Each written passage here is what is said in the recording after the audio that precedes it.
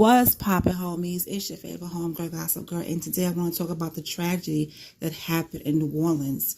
Let's talk about it. 14 people were unalived and at least 35 were injured after a man, apparently inspired by the IS group, drove into large crowds in New Orleans, Louisiana in the early hours of New Year's Day. Here's what we know so far about what happened and the perpetrator, who was unalived in the incident. At 3:15 local time on New Year's Day, a pickup truck rammed into crowds gathered on Bourbon Street in the heart of New Orleans French Quarter. CCTV footage shows a white Ford F-150 Lightning vehicle driving onto the pavement to get around a police car before hitting pedestrians. Police described the act as very intentional, adding that the attacker, ID'd as Shamsuddin Jabbar, was hell-bent on creating the carnage and the damage that he did. Jabbar also was armed and fired on law enforcement, injuring 2 officers. He was then unalived by police gunfire.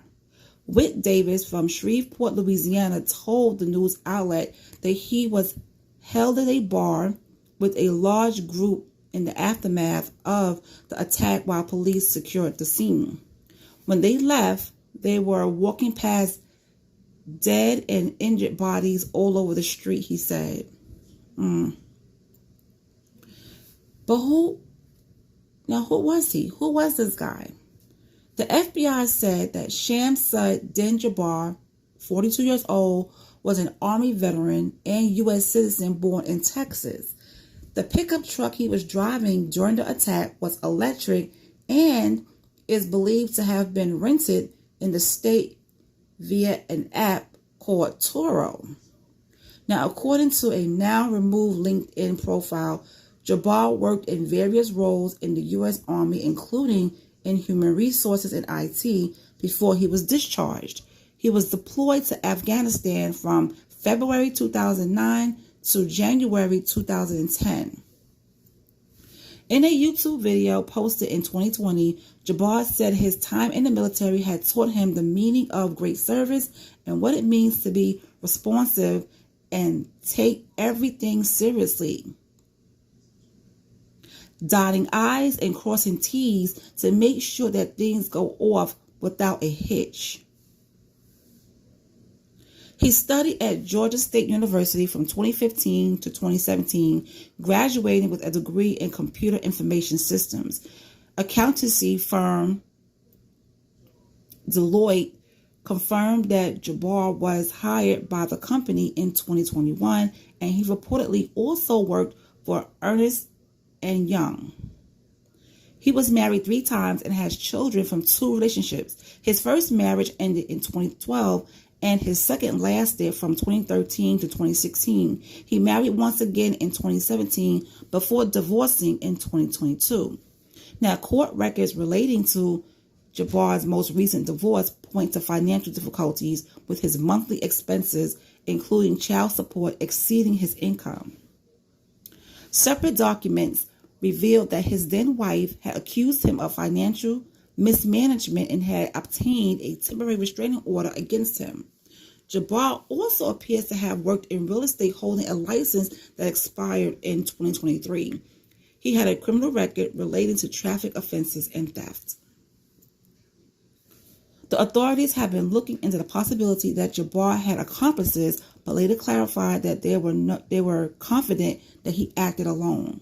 FBI Deputy Assistant Director Christopher Raya said at a news conference on Thursday that officials wanted to be transparent with the public, and that means, unfortunately, there are information we have to go back on. A flag associate with IS was found in the vehicle the suspect was driving, and the FBI said it was investigating what affiliations Jabbar may have had with the terrorist groups. President Joe Biden said he had been briefed by the FBI and that the suspect uploaded videos to social media mere hours before the attack, indicating that he was inspired by IS and expressing a desire to KILL. Officials said on Thursday that Jabbar picked up the Ford truck used in the attack on December 30th in Houston, Texas, before driving to New Orleans.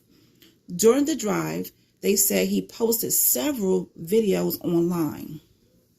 In the first, Jabbar said he initially intended to harm his family, but that would have illustrated the war. That wouldn't have illustrated the war between the believers and the disbelievers. Jesus Christ, man. You know what? 2025 didn't even get a chance to sit down and cross its legs before all hell has taken over. Okay? It seemed like as soon as 25 came in, it was it.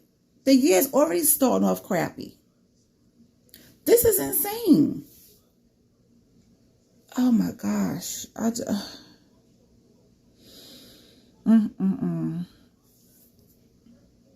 It's like you can't get away from it. Everything is happening all the time. And please, you guys, I really do hate when people say we're in our last days. I understand that's how you may feel, but I don't like hearing that. I'm just, I really don't. So I'm just letting you know now, because I've been seeing that a lot on social media. Oh my God, we're in our last days. Even if that is true, honey, I don't want to hear it. I just don't. I don't like to hear that kind of stuff. But I'm not naive. And when I hear about stuff like this, and I see what's going on in the world, you have no choice but to think that, because everything is happening every single day. There's something going on. Everything is escalating. And it's scary. It really is. It's scary. Well, my grandmother used to always say, you can't control certain things. The only thing you can do is pray about it. So those of you who believe in prayer, you just got to keep praying every day. And those of you who don't, you deal with it in your own way. But it just seemed like a lot of stuff is going on, man. It's like non-stop. 2025, they didn't even get a chance to have a seat and cross its legs without all this stuff going on.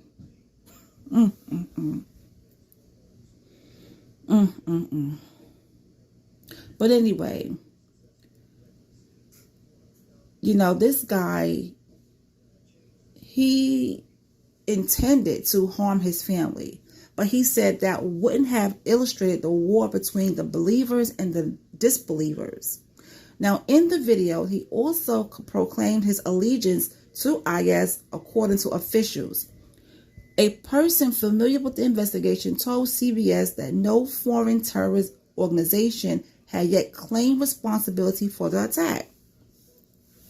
Investigators are also looking at whether the attack in New Orleans is leading to the explosive of a vehicle outside the Trump Hotel. Now, that was crazy. That was crazy. It's like last night, it seemed like the news was escalating. Okay? The shooting in Queens. This guy in New Orleans just running into people. And then what happened in front of Trump Hotel with that, I think it was a Tesla that blew up. Back-to-back situations. So Mr. Reyes said on Thursday that they are following all potential leads, but at this point, there's no definitive link between the two incidents.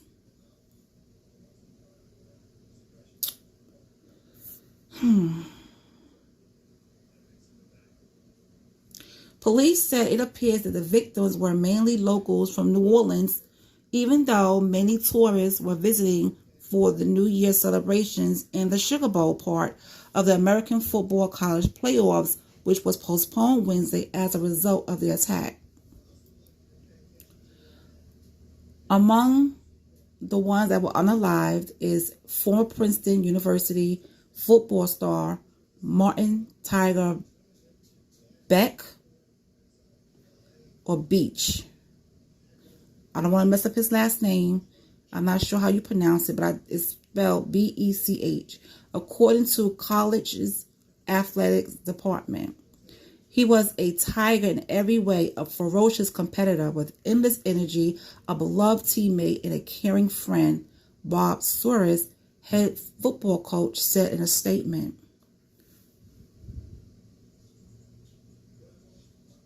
Aspiring nurse Nakira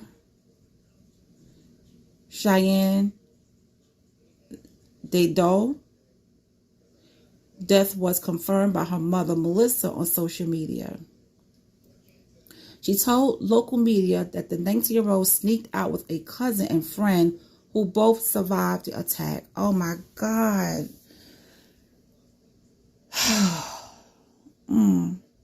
So Nakira was an aspiring nurse. Her mother did confirm her death, on social media. Nakira was 19 and she, wow. I know the mom is upset. I know she's just going through all types of emotions. She said her 19-year-old daughter sneaked out with a cousin and friend who both survived the attack.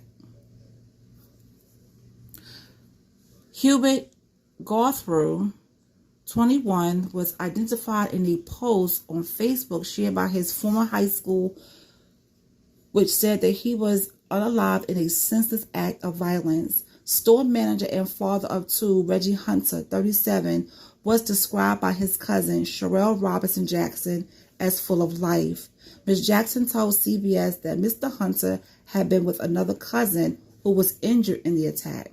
Nicole Perez worked at a deli and was a mother to a 4-month-old. Her friend and boss, Kimberly Usher Fall, said she was a dedicated, smart, and good-hearted person. Audio-visual technician Matthew Tenedorio, 25, had a laid-back spirit and infectious laughter that brought joy to those around him, according to a fundraiser his family set up in his name. Kareem Badawi, a University of Alabama student, was ID'd by his school. On Facebook, the university's president, Stuart Bell, writes that he grieves alongside family and friends of Kareem in their heartbreaking loss. Bourbon Street is a well-known nightlife and tourist hotspot that is filled with restaurants, bars, and clubs with live music. I've always wanted to go to New Orleans just to have that experience, And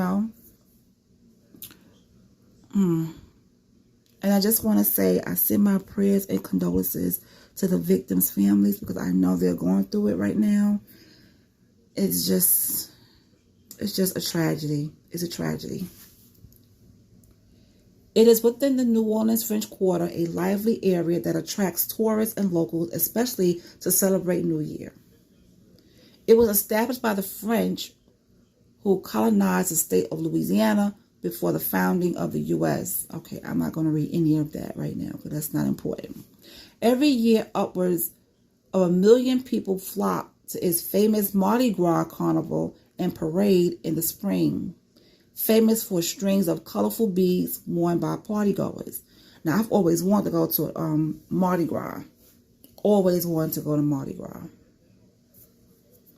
But maybe one day I would get there. But for right now, the way things are going right now, I don't want to travel to go anywhere. I've always had like a list of places where I want to visit, because I've always heard good things about the atmosphere, the vibe, and all that kind of stuff.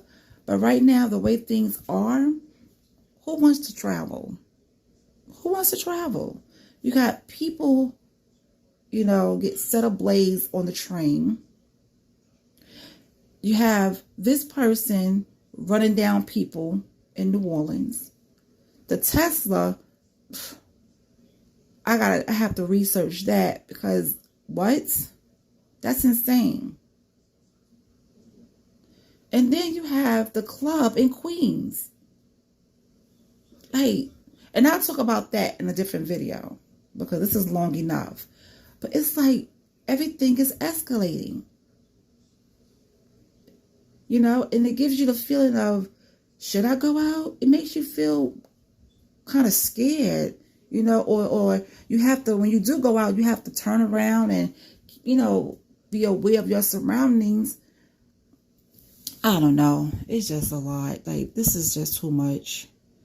This is just too much. But please, like this video, share it if you like, you know. In the comment section, just show your love to the victim's family. You know, keep them in your thoughts and prayers. And I'll talk to you guys later. Listen, if I was a person that would have a drink every now and then, I would have took me a shot of something, because this is just too much. This is too much.